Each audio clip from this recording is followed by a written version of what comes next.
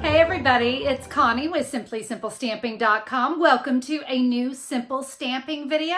Today's card, simple, yes. Amazing, yes. Let me show you. This is kind of a fancy fold today. Aha! Isn't that fun? But you know what? It is a simple one to create. I have got a simple version. I also have a little stepped up version. So if you only have a few supplies on hand, you can make this one. But if you have a few extra, you could take it up a notch. I'm very excited to share how simple it is to create. So let's get started. Let's go ahead and go over the cardstock you need for today's fancy fold card. I'm going to be using Balmy Blue today, and that is cut 4 1/4 by 11 inches. And then I have 2 score lines. I have a score line at 2 inches and a score line at 6.5 inches. I have a piece of Whisper White for the inside of my card that is cut 4 by 4 1/4. And then you're also just going to need some scrap Whisper White to cut your sentiment. It's going to be a 2-inch circle. So I've got just a 3-inch by, again, whatever. It is just some scrap I pulled out, but about 3 inches by 3 inches of Whisper White for the sentiment. Crumb cake makes a beautiful accent to this. I have a piece 4 1/4 by 1 inch.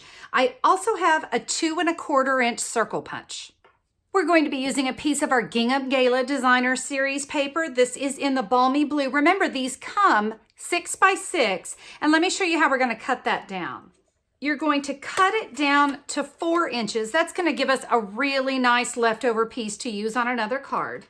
We're going to take our 4 by 6 and rotate it around, and we're going to cut it to 4 1/4 inches. That's going to give us the 2 pieces we need for our card today. First thing we want to do is we want to go ahead and fold our card, and you can see it might buckle a little bit, and that's why I like to kind of come back in with my bone folder. I want to make sure that's going to lay nice and flat. We're going to take our 2 pieces of Designer Series paper. We will add 1 on this inside flap. We're going to add our opposite side, the smaller gingham, on the front. We're now ready to punch our circle here in the front. We're going to use a 2 1/4 inch circle punch, and I need a guide. I'm going to take some junk mail. I use junk mail in all kinds of things, but I figure it's going to be trash anyway. I'm going to use it. I've cut out a 2 1/4 inch circle punch. I'm going to give that a fold. I'm going to add some snail to the back of it, not a lot. This is actually going to be scrap when it's all said and done. So we're going to add that here, right along the fold at the top. That is going to act as a guide so that I can bring in my 2 1/4 inch circle punch. I can give that a punch. That's going to ensure that my circle is centered. This, of course, it's got a big fold in it. We're going to go ahead and trash that. All right, now you can see how our card's going to go together. We're going to take that crumb cake circle, and it's going to fit right inside. I want you to see how that's going to go together. Now, that means when we put adhesive on it, we have to avoid this area. So we only want adhesive on half of our circle, all right? So I'm going to flip this back. I can see right where my snail is, right where my adhesive is. And before I press it down, I'm going to give it a little light press first. I want to make sure that we're going to clear everything. No adhesive on the back. I'm good. Give it its little back rub so it's happy. We're going to take our remaining piece of crumb cake, and we're going to add snail up at one end, and it's going to fit right under here. It's just going to be a nice little accent piece, but I want you to notice where your circle punch is. We don't want it to stick out from that circle punch. So we just attach right here. It's just a really nice little accent, and really 4 1/4 by 1 inch. It's some scrap. All right, let's go ahead and work on our sentiment. I was looking for just the right sentiment, and don't laugh, but I found it in a Christmas stamp set. This is my Night in Bethlehem stamp set, and I loved Rejoicing in Christ. I thought it was so, first of all, the font is just beautiful, and yes, it did work perfect for Easter, but I still wanted it to say Easter Blessings. So I brought in my Itty Bitty Greeting Set. This is a 2-pack. I mean, my goodness, 32 stamps. That's a lot of stamps, but we had a sweet little Easter blessing that I decided to bring in. But I do want to say, any of your favorite sentiments, as long as they will fit in a 2-inch circle, use them. But those are the ones that I'm using today. I'm going to bring in my Rejoicing in Christ, and we'll stamp that there. Then I can come in with Easter Blessings. Remember, that's the one from Itty Bitty Greetings, and we'll stamp that right underneath. And in Night of Bethlehem, were just some nice stars. I'm going to go ahead and use those and just kind of randomly stamp those around my sentiment.